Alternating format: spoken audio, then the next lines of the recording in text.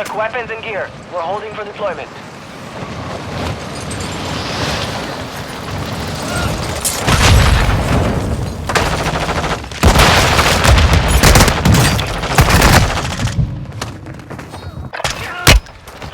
Tossing frag! Throwing flash grenade!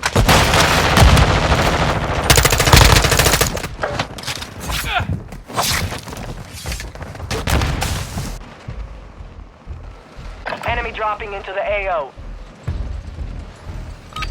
Training is over. Time to see what you have learned.